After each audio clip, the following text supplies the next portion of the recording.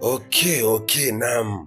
Tunafungua ukurasa tena kwa mara nyingine, mpenzi msikilizaji, tunakuletea dude hili hapa jipya. Lakini mpenzi msikilizaji, tunamuona huyu bwana huyu ambaye alikuwa ni anapenda madem sana. Huyu mchizi alikuwa anapenda madem sana, ambaye alikuwa anatambulika kwa jina la Haji. Haji alikuwa anapenda sana madem na alikuwa ana rafiki yake ambaye anatambulika kwa jina la Filimoni. Basi Haji na Filimoni walikuwa ni mtu ambaye ni marafiki, lakini wanafanya kazi wote sehemu moja. Hao ni mafundi gereji, mafundi wa gari yani.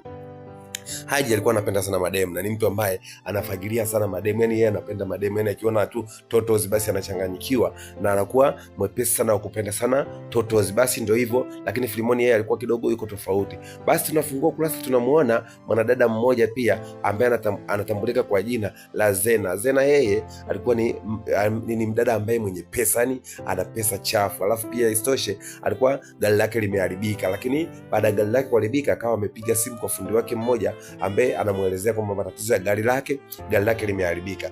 Basi baada ya kumueleza yule fundi akawa amemwambia kwamba basi subiri, kwa sababu mimi niko mbali, nitatuma vijana wangu hapo wawili watakuja kufanyia hiyo kazi yako. Basi so unajua baada ya kutuma wale vijana, sasa wale vijana wawili ambaye ni Haji pamoja na Filimoni walitumwa kwenda kutengeneza ile gari ya yule bidada ambaye ni Zena. Baada ya kufika pale kwa Zena, mpenzi msikilizaji, wakamkuta Zena.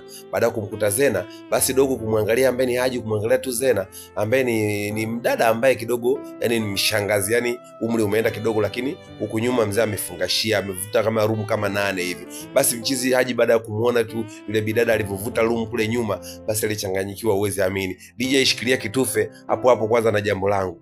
Basi mpenzi msikilizaji, kama ni mara yako ya kwanza kuingia katika chaneli yetu, ungefanya jambo la kiungwana la kusubscribe chaneli yetu ili uwe wa kwanza kabisa kupata vitu vyetu pindi bado vipya kabisa, mpenzi msikilizaji, na hakika hautajutia bando lako, kwa maana kila siku tunakuwa bora zaidi ya jana, na yote haya tunafanya kwa ajili ya kukufurahisha mpenzi msikilizaji. Kama ni mara yako ya kwanza, subscribe channel yetu, ujiunge nasi uendelee kupata vitu vipya kabisa. Basi tunarudi kwa DJ achilia kitufe, tuendelee na dude letu jipya ili hapa chuma ambalo tumewaletea leo kwa siku ya leo.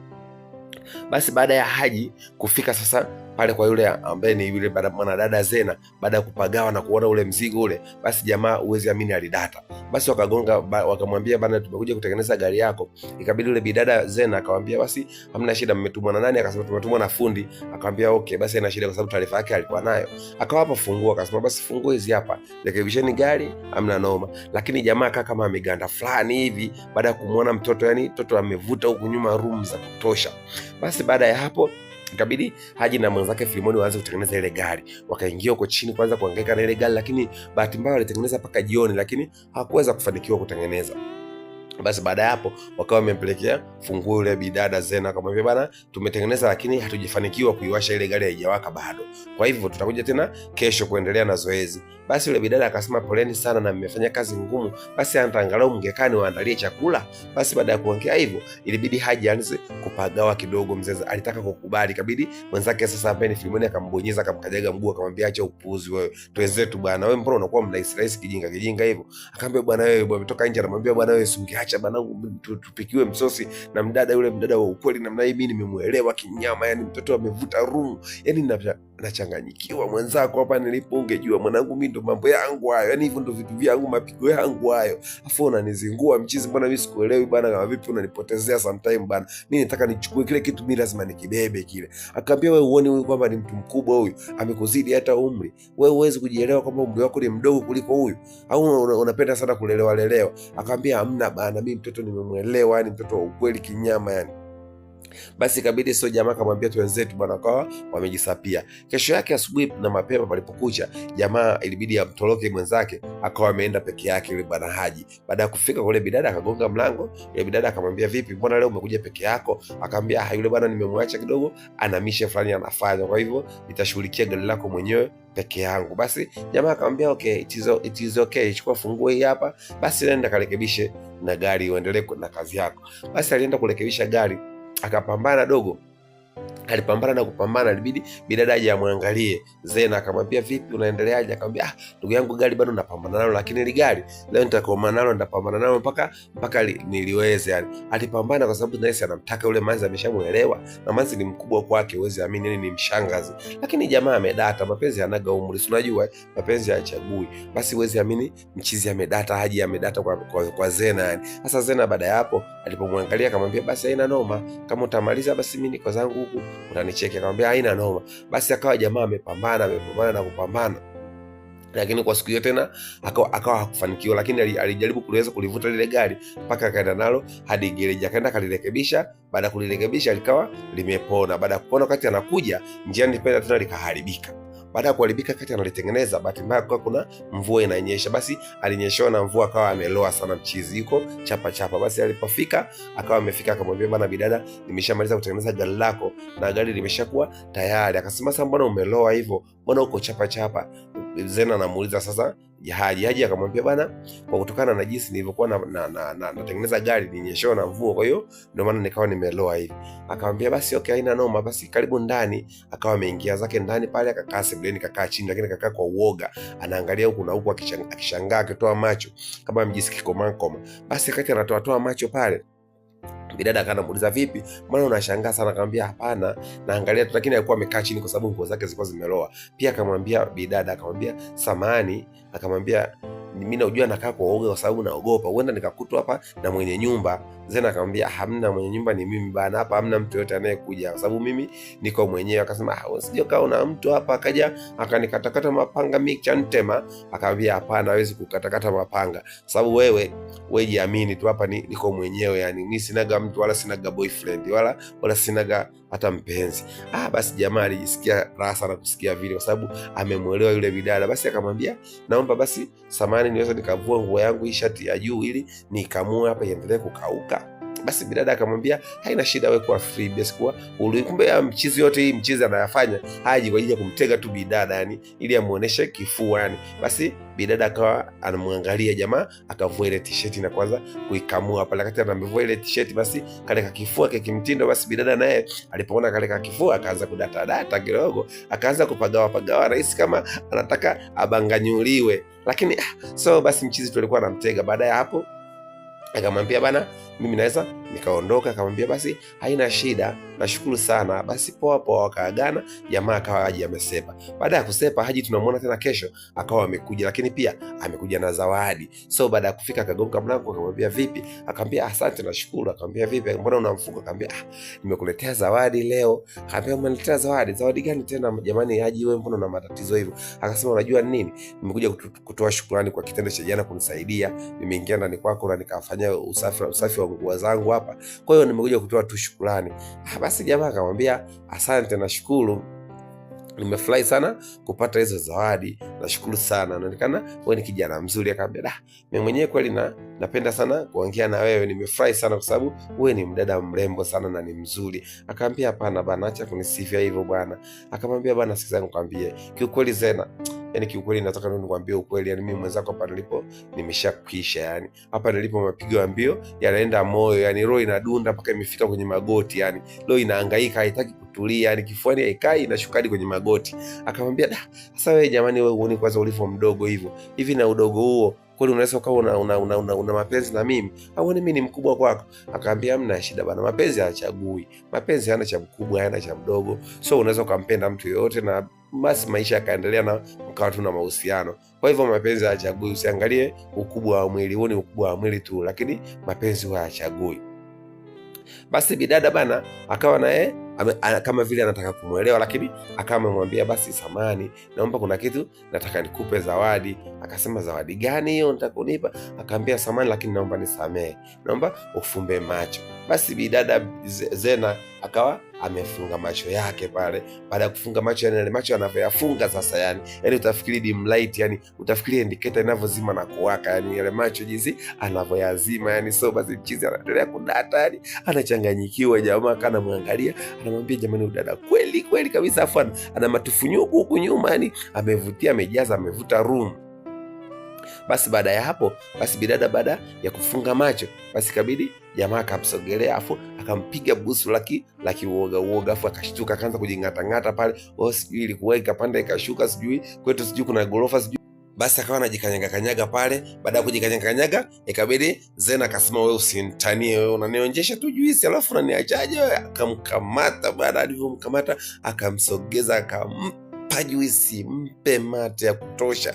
Baada ya kumpiga mzee, ikabidi wakawa masa mambo ya watu wazima, sasa watoto tupisheni. Ikabidi akawa amemshika na kumbeba pale, huku akilana mate, wakisogezeana katika 6 kwa 6, wakavunja amri ya 6. Wakafika paka chumbani. Kweli walipofika chumbani, wakaanza kuzagamuana pale, wamebengenywana. Baada ya kumaliza kumbanganyua, ikabidi akawa sasa jamaa ameshapata sasa mpenzi na pia Zena akawa sasa ameshakuwa na mpenzi dogo ambaye kanaonekana ni handsome, ni kazuri, kajamaa kamefuga nywele zake ndefu ni afuka white kama handsome fulani. Basi bidada akawa amedata na mchizi ambaye ni Haji naye akawa amedata na Mserasa.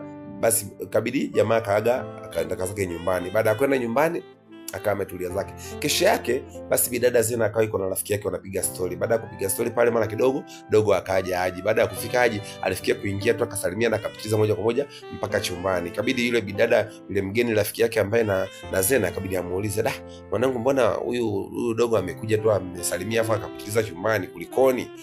Akamwambia, hapana, huyu ni bodaboda wangu tu, kuna mzigo nilikuwa nimemwagiza. So akawa ameleta, kwa hiyo akapitiliza chumbani kama hivyo kupeleka. Akamwambia, haina noma. Kumbe wakati anaongea yale, basi dogo Haji alikuwa anasikia. Basi baada ya hapo, ile bidada Zena kuingia ndani, ibidi dogo amwashie moto balaa. Akamwambia, ina maana unanidharau kiasi hicho? Unanihitaji mimi bodaboda? Kwa nini unashindwa kunitambulisha kwa marafiki zako? Ina maana unaniona mimi kwamba sifai kuwa mpenzi wako, si ndio? Kwa nini unanidhalilisha hivyo? Yaani ina maana unaniona mimi kama sio mpenzi wako? Ina maana mimi ni mpenzi wako au ni nani kwako mpaka unaamua kunashindwa hata kunitambulisha, unaanza kuniambia mimi ni bodaboda? Hii sikuvunjiana heshima. Akamwambia, bana samani, unajua wewe bado ni mdogo sana kwangu, alafu huwezi kukutambulisha tu haraka kwa marafiki zangu, kwa sababu unajua lazima uende taratibu, hatua kwa hatua, afu bado hatujazoeana vizuri. Naweza nikaanza kutambulisha tu, baadaye akaja kutokea tukakwazana na nini, mimi nitakuwa ni aibu kwangu. Kwa hiyo wewe tulia, naomba bana, kama vipi, kama nimekukwaza basi I'm sorry. Dogo kama mind pale, lakini bidada akambembeleza. Baada ya kumbembeleza, ikabidi akadata kidogo tena, akawa amemwelewa. Baada ya kumwelewa, basi wakaanza pale kubanganywana. Basi akambanganyua tena. Baada ya kumaliza kumbanganyua, akawa sasa wamekaa wanapiga story. Akamwambia, bana, unajua mimi nilikuwepo nasoma. Baada ya kusoma nilipokuwa nimefaulu kwenda chuo, lakini nikawa wazazi wangu wamekosa ada ya kunipeleka chuo, na mimi nilikuwa napenda sana kusoma. So baada ya kuwa nimeshindwa kwenda chuo, nilichokifanya sasa, ikabidi nione tu mwanaume, siwezi kukaa bila kazi pale nyumbani na nini. Ikabidi niingie zangu mtaani kusaka maisha. Baada ya kuingia mtaani kusaka maisha, ndio nikajikuta nimeingia kwenye kazi ya garage.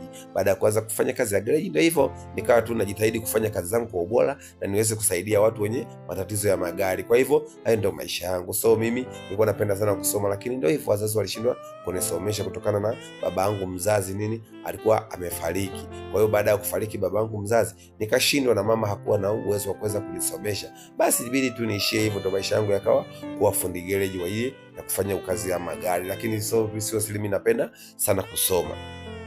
Basi yule bidada akasema, basi kama ni hivyo usijali, mimi nitakusomesha, sawa? Usiwazi, mimi nitakusomesha, nitakulipia ada na utaenda chuo.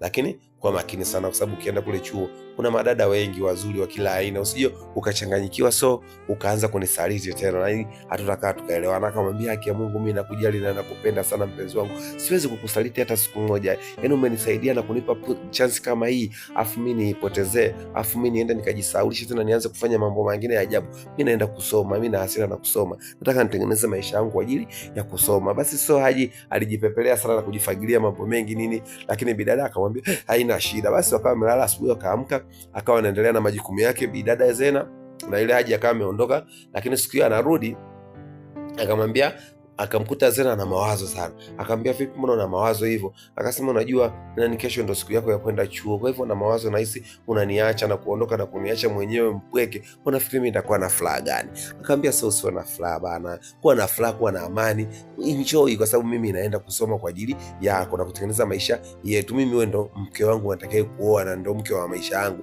Kwanza ili uamini, ngoja nimpigie kwanza bi mkubwa. Basi akampigia mama yake. Basi mama yake akaongea naye pale Haji. Baada ya kumwambia, akamwambia, nataka nikutambulishe kwa mkweo, hebu ongea naye, anaitwa Zena. Basi Zena akaanza kuongea na mama mkwe pale, wamechonga mengi, na mama mkwe akashusha mabaraka yote, akawashushia neema na mabaraka, kuambia kwamba Mungu awabariki na awalinde na awafanye muwe wema na mpendane kwa dhati, yani Mungu awaongoze kwa kila jambo. Basi bidada Zena alifurahi. Baada ya kuongea na mama mkwe pale, akawa ameajenga fresh, wameongea poa. Basi so kidogo akawa ana amani, lakini mawazo kwa mbali bado yapo. Lakini mchizi akawa amempoza pale na kumwambia, usiwazi bana, mimi naenda kusoma kwa ajili yako na mimi nakujali na kukusamini, siwezi kukusaliti kamwe, yani wewe ndo kila kitu kwangu. Basi so bidada akamwambia ina noma. Basi kesho yake hiyo, wakati ndo siku anaenda, jamaa akafika tu asubuhi, anakabidhiwa, anashangaa, anaambiwa fumba macho. Bidada anamwambia Haji funga macho. Haji akafunga macho. Baada ya kufunga macho, akamwambia, unajua leo ni siku yako ya kwenda chuo? Akamwambia, naam, nafahamu leo ndo siku yangu ya kwenda chuo. Akamwambia, sasa kama ni siku yako ya kwenda chuo, nataka nikufanyie kitu kizuri sana leo ambacho utafurahi. Akamwambia, kitu gani tena hicho ambacho utanifanya mimi nifurahi na ni enjoy? Akamwambia, nakufanyia bonge la surprise, hebu fungua macho. Anafungua macho, anakutana na key, yani funguo. Alipokutana na funguo, akauliza, funguo ni ya nini? Akamwambia, mpenzi wangu, kwa sababu mimi nakupenda na nakujali, sitaki uende chuo ukiwa kilofalofa, nimekununulia gari, zawadi yangu kwa ajili ya kwenda nayo chuo. Basi jamaa alilukaluka, alifurahi na akamkumbatia dada. Mdada ni mshangazi, lakini na pia pesa anayo, akawa amemnunulia gari kali ya kwenda kutembelea huko chuo, yani ile aende akasome zake kwa amani, asiwe anachelewa chuo. Basi jamaa akawa amefurahi, Haji akawa ameenjoy sana baada ya kupata ile ofa ya kupewa gari na pia ameenda kusomeshwa. Basi so tunamuona mchizi amefika chuo hapa. Baada ya kufika chuo, akawa amekutana na vishawishi na marafiki wa chuo. Sasa marafiki wa chuo, kama unavyojuaga mzee, wamepinda sana. Basi wakawa wanamshawishi jamaa ili apate demu kule chuo, lakini jamaa akawa anamwambia, bana, mimi siwezi kupata demu kwa sababu mimi na mke wangu nampenda sana. Akamwambia, wewe achana na mambo yako ya ajabu, huku tuko chuo tunasoma, achana na vitu vyako vya ajabu, chukua ngoma huu hapa, mchuma huu hapa wa ukweli, una date nao na nini, mambo yanakuwa fresh, wewe unaona wenyewe tuna enjoy. Basi jamaa akawa atake kusikia hizo, akawa anaendelea kuwasiliana tu na bidada, wanaongea, wanawasiliana nini, maisha yanaenda vipi, masomo fresh, wanapigana simu, wanapigana video call, wanachati, wanaongea mambo fresh, mambo yanaenda dogo, anazidi kukamua kitabu. Basi baada ya siku moja akawa amepata kalikizo kidogo. Baada ya kupata kalikizo kidogo, akawa amerudi zake nyumbani kwa bidada. Alipofika, bidada akampokea, mambo yakawa yanaenda fresh nini, kama kawaida mzee, mambo ya kubanganywana dogo, akawa anabanganywa, mzigo na pesa anapewa. Basi mambo yakawa yanaenda tena, akawa amerudi chuo. Baada ya kurudi chuo, wale marafiki zake waliendelea kumshawishi, wakamwambia, wewe jamaa, acha basi, mbona unakaa kishamba hivyo, acha mambo yako ya ajabu bwana, tafuta hata sister mmoja wa ukweli nini, wewe una enjoy naye na wewe unakaa zako. Akamwambia, bwana, mimi naye mke wangu bwana, siku hiyo ikabidi awaoneshe mke wake kwenye simu. Baada ya kuonesha kwenye simu, basi jamaa walicheka sana, akamwambia, wewe ndio unasema mke wako unampenda, mbona anaonekana ni mshangazi, mbona anaonekana ni mkubwa kuliko umri wako? Akamwambia, hapana, mimi nampenda sana na ndio mke wangu nilimchagua, kwa hivyo umri ni namba tu, haiwezi kusababisha kwamba mimi nikakosa mapenzi yangu ya kweli. Mimi nampenda na huyu manzi ndio kila kitu kwangu, namkubali sana. Akamwambia, lakini dada anaonekana ni mshangazi mwanangu. Akamwambia, ni kweli, lakini hiyo haiwahusu, hayo mambo yangu mwenyewe binafsi na mke wangu. Basi so ashikaji tu akamwacha ili aendelee kumnoa makamuzi na mshangazi wake. Basi wakati anaendelea pale maisha ya masomo pale shuleni, siku moja akawa anatoka anatembea zake. Baada ya kutembea, alienda akagongana na mdada mmoja ambaye ni mdada mzuri, akawa anaitwa Nancy. Basi baada ya kugongana na Nancy, alishtuka sana, wakaangaliana. Akamwambia, samahani, naomba nisamehe kwa sababu ya kugonga. Akamwambia, haina shida. Akamwambia, lakini mimi naitwa Haji, wewe unaitwa nani? Akamwambia, my name is Nancy. Akamwambia, mimi naitwa Nancy bwana. Akamwambia, nimekuelewa sana Nancy, hakika wewe ni mrembo. Akamwambia, haina shida, nashukuru. Basi akawa wameachana pale. Basi jamaa alipofika ghetto, huwezi amini, akaanza kumwaza yule bidada Nancy. Mawazo yote akawa yamehamia kwake. So akawa anamfikiria, ni akabidi aambie marafiki zake, bana, kwa kweli sio siri, nilikuwa sitaki demu hapa chuo, lakini kuna mtoto nimemuona nimemuelewa sana. Akamwambia nani huyo? Akamwambia Nancy. Akamwambia yule bidada analingaga, anaga boyfriend hapa chuo, yani analingaga, anaga mpenzi yoyote hapa chuo, yani kama ukimpata yule utakuwa umefanya na maana. Akasema yule mimi lazima nitampata, yani yule atakuwa kwangu. Akamwambia basi sio koma, anaweza ikawa bahati yako kumpata. Basi jamaa alianza kumfukuzia. Siku wakati anatembea na marafiki zake akamuona Nancy, kabidi amfuate. Akamwambia Nancy, samahani, na shida na wewe, nataka kuongea na wewe. Akamwambia shida gani? Akamwambia nataka unipe namba za simu alafu nitakucheki. Akamwambia mimi siwezi kutoa namba zangu kwa mshamba kama wewe, nikupe namba ili iweje? Basi akawa amemkaushia pale mazima, akamkatalia namba. Baada ya kumkatalia namba, aje akawa ameondoka, anamwambia marafiki zake, "Oya washikaji, ameniayusha washikaji, lakini sio mbaya, hamna noma, mimi nitampata tu, huyu ni wa kwangu tu, haina noma." Basi washikaji wakamwambia, "Sikiza nikwambie, wewe acha mambo yako ya ajabu, yule inatakiwa usiende mkono mtupu, usiende hivyo mkono mtupu au ulambwi. Yule nenda na ndinga yako pale, unakuwa drive, ukifika pale unamwambia wewe mtoto, ingia kwenye gari tutoke, unamtoa out yule, tayari anapagawa na data. Achana na mambo yako ya ajabu ya kuweka mkono wa bilika, kuwa na mapenzi ya kisasa bana." Basi jamaa kweli akaelewa ushauri wa washikaji. Basi siku hiyo akawa kweli amemkuta na marafiki zake, akamwambia wewe, naombeni leo niwatoe dina. Akamwambia haina noma, kama vipi fresh. Lakini ile bidada akawa amekataa Nancy. Marafiki zake akamwambia bwana, twende na wewe kwanza, tuinjazi na umafu, mtu anatutofu unakataa nini bwana. Wakawa wamepanda kwenye gari yake, jamaa wakaondoka kaenda wakala. Baada ya kula chakula walivurudi, basi wale marafiki zake sasa na Nancy wakaanza kumfagilia bwana Nancy, wanamwambia yani Nancy, wewe yule ndo mwanaume, yani kwanza anaonekana na roho nzuri afu ana pesa, umeona kibunda ile mwanangu ametupa, na pia ametulisha, tumekula, yule mwanaume bonge la mwanaume. Wakawa wanampa masifa pale Nancy ili adate amkubali ile mpenzi ambaye ni Haji. Basi jamaa tunamwona akiwa amekaa naye anamuwaza sana Nancy. Hata bidada ambaye ni Zena kule anatuma message, lakini jamaa anazipotezea kama hazioni. Yeye anaangalia tu kwenye WhatsApp nini, Facebook, anaangalia mapicha ya yule bidada, ni mapozi yake anavyokaa na nini, akawa amedata kweli kwa Nancy. Baada ya hapo basi tunamwona jamaa akawa ametulia zake. Sasa mawazo yanakuwa ni kibao, yani anamwaza bidada. Basi tukio akawa amepata kalikizo tena kadogo, akawa amerudi kwa Zena. Baada ya kurudi kwa Zena, alipofika kule kwa Zena, wakati amekaa anapiga story na Zena, basi mara simu ikaingia ya bidada Nancy. Nancy akawa anampigia, lakini jamaa anakata simu. Nancy anampigia, jamaa anakata simu, lakini bidada Zena akawa ameshtukia issue, akaona kama kuna mchezo fulani ambao sio mzuri, akawa amemind, ameondoka pale. Akamwambia, niambie ukweli, uko chuo na mpango gani? Akamwambia, kwa nini mpango gani? Akamwambia, mbona ulikuwa unakata simu unapigiwa? Akamwambia, ni wasumbufu wana misaki walisumbua. Akamwambia, hapana, wewe kuna kitu unanificha, naomba uniambie ukweli. Kama vipi? Naomba usinifiche, niambie tu ukweli kwamba ni kitu gani ambacho unanificha. Ile jamaa akasema bado hamna kitu. Basi akawa amembembeleza pale na please na nini, akawa amempiga mabusu pale. Dada akawa amemsamehe tu, wakaendeleza na mahusiano yao. Baada ya hapo akawa amerudi chuo. Baada ya kurudi chuo, basi bidada akaja anakaa na mind anakomaa, yani mimi nakupigia simu na nikatia, alafu utaki kunipokelea simu yangu kwa sababu gani? Basi jamaa naye akawa amemdanganya yule bidada Nancy, akamdanganya pale, akampa mauongo nini, naye bidada akawa amekolea. Basi wakaanza mahusiano yao. Baada ya kuanza mahusiano yao, lakini yule bidada kule akawa ameshtukia mchezo. Akamwambia rafiki yake, akamwambia rafiki yangu mimi bana, yule dogo ambaye siku ile alipita nilikwambia ni bodaboda yule, mimi ni mpenzi wangu, na niambia nampenda na nimempa pesa za kumsomesha chuo na nimemnunulia gari. Naomba tafadhali nenda chuo, nenda kanichunguzie huyo mtu kama anafanya mishe gani, kama ukimkuta na mtu naomba nijuze. Basi yule bidada rafiki yake na Zena akawa ameenda kule chuo, akawa anamchunguza jamaa kule bana, akafanikiwa kumkuta yuko na totozi wanakula tu bata, wanakula maisha. Basi akawa anamwambia bana Zena, kwa na ulichokuwa unakihisi ni kweli kabisa, jamaa anakula maisha na mademu, kwani ana enjoy tu, yani yuko na demu, yani kumbe pesa anazoomba kila siku analia mademu. Na jamaa kweli alikuwa akiwa anapiga mizinga sana, mara naomba 200,000, mara naomba 500,000, mara naomba 300,000, kumbe anaongea mademu. Basi mchizi akamwambia, ile Zena akamwambia, naomba chukua basi video alafu unitumie. Basi jamaa ile rafiki yake na Zena akawa amechukua video jamaa anavyo enjoy na mademu zake na nini akawa amemtumia. Basi baada ya hapo ilibidi Zena apige simu ya Chapo, akamwambia na kuomba njoo Haji mara moja nyumbani Chapo sasa hivi. Basi Haji akawa amekubali na kwenda nyumbani kwa yule bidada ambaye ni Zena. Baada ya kufika, Zena akawa anakasirika, akamwambia naomba uniambie tu mambo moja tu, unafanya nini chuoni na una mpenzi chuoni au una mpenzi?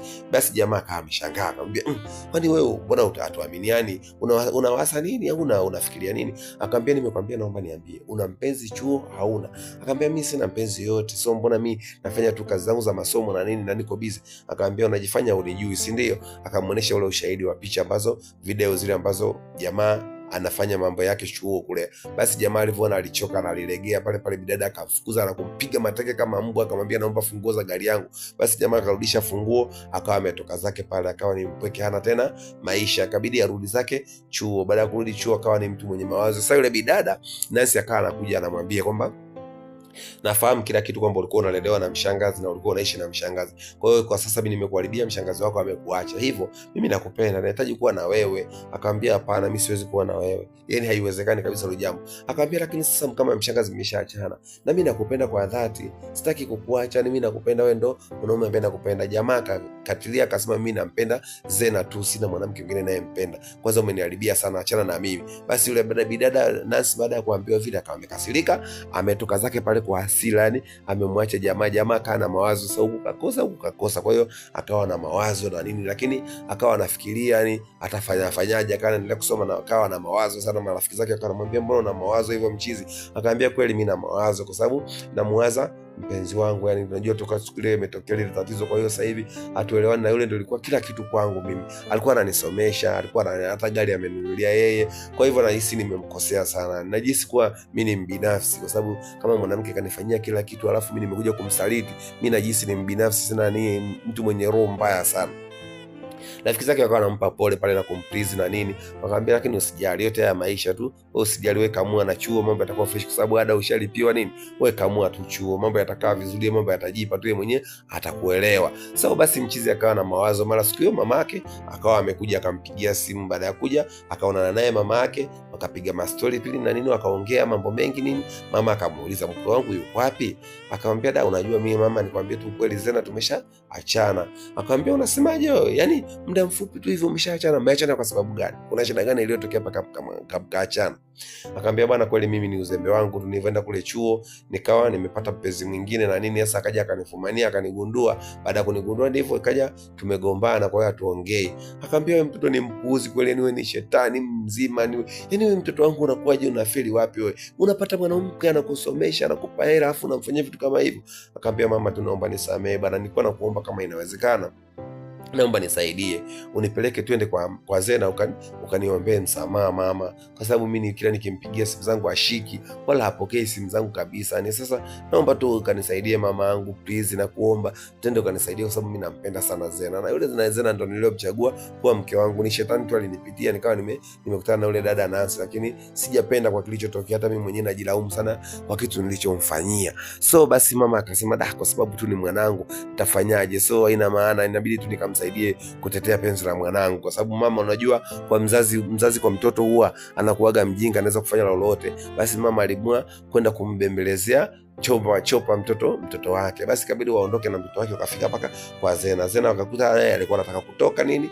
Baada ya kutaka kutoka, alipoona wageni akabidi asimame, akabidi amwambie umefuata nini kwangu? Nilishakwambia usije ukasogea hapa, sitaki hata kukuona. Basi yule bidada basi akawa amemwambia umekuja kufanyaje hapa kwangu? Sinishakwambia sitaki kukuona hapa. Ikabidi yule mama yake akamwambia bada, samani, nimekuja naye mwanangu kwa ajili ya kumuombea msamaha, naomba msamee. Kweli aliteleza na akakosea, lakini ameshagundua kosa lake na ameshatambua kosa lake, kwa hivyo naomba basi umsamee. So mambo mengine yaendelee. Maisha huwa ndo yanavyokuaga, unaweza ukakosea wewe au ukakosea mwenzako, lakini yote ni maisha. Basi jamaa naye akaona hapa ndo chance, naye akawa amepiga magoti pale, anaomba msamaha na nini, yani analia ile kiuongo. So unajua tena mwanaume akishakuwa amekosea wewe hataki kujishusha sana kuona kama amekosea. Basi so wakati analia pale na kuomba msamaha, na bidada naye kwa sababu alikuwa anampenda, najua Zena alikuwa anampenda sana, lakini kwa sababu tu ya maisha yale ambayo yametokea aliamua kuchukia sana, kwa sababu alishawahi kutendwa huko nyuma, tena hii ikawa ni mara ya pili. Kwa hivyo aliamua kukasirika sana. Basi na yeye ikabidi akawa amejishusha pale kwa Haji, ikabidi akamsamee. Baada ya kumsamea akamkumbatia, basi wakawa wameingia ndani, mapenzi yakanoga, mapenzi yakawa mapya kabisa, ndio yameanza upya. Mchizi basi akawa ameshakuwa sasa na mpenzi wake yule ambaye ni Zena. Ikabidi arudi chuo aendelee kukamua, na huku baadaye tena baada ya kumaliza chuo akawa amerudi nyumbani. Baada ya kurudi nyumbani wakawa wamekaa sasa wanapiga mastori na nini, wakiwa na mama mzazi, na mastori yananoga na maisha yamekuwa fresh, na sasa hivi wanaaminiana, wanapendana, mambo yanakuwa fresh, mzuka. Basi siku hiyo bidada Zena akawa anamwambia mama mkwe kwamba leo mimi na surprise, nataka niwape surprise wewe na mwanao. Akaambia surprise gani jamani, bwana nawe tena unaanza kutuogopesha, unatutisha. Akaambia na bonge la surprise kweli. Akaambia sasa ngoja niwaoneshe surprise yenyewe. Akamwambia jamani, kuanzia sasa hivi mimi ni mjamzito, sasa hivi mimi ni mama kijacho. Basi walifurahi sana. Mama mkwe akaamka kumkumbatia binti yake kwa sababu ni anakaribia kuitwa mjukuu. Basi naye aje akawa anajitutumua pale, anaonesha kifua kwamba muda si mrefu ataitwa baba. So mapenzi akawa yamenoga, mambo yakawa yametaradadi, yani mambo yananoga, mambo yakawa fresh, watu wakawa wana enjoy, hali imekuwa fresh na bibi dada naye akawa na fly, mambo yameenda fresh. Chuo kamaliza mchizi na sasa hivi anatarajia tu kusubiria apate zake kazi, maisha yaendelee. Basi ile bidada naye akawa anamshukuru sana mamake na Zena nani mamake na Haji, kwa sababu mamake na Haji walikuja kumwombea msamaha na mambo yakawa yameenda, na pia na rafiki yake pia akawa amekuja akamwambia, bwana nakushukuru umepambana kutetea penzi lako. Akamwambia ni kweli, lakini nilikuwa nataka nilipoteze ila yule bidogo, kweli mimi nampenda sana dogo, yani huyu dogo ni wa kwangu. Kwa hiyo sasa hivi ni tayari ni mama baba watoto wangu, muda si mrefu namzalia mtoto. Basi ndio mzigo wetu ukawa umefikia hapo, ndio mwisho. Mpenzi msikilizaji, kama ni mara yako ya kwanza, ungefanya jambo la kiungwana la subscribe channel yetu ili kupata vitu vyetu pindi bado vipya kabisa, na hakika utaenjoy na hautojutia bando lako. Asante, nashukuru kwa kunisikiliza na pongezi, na pia tutaendelea katika mizigo mingine mipya inayoendelea.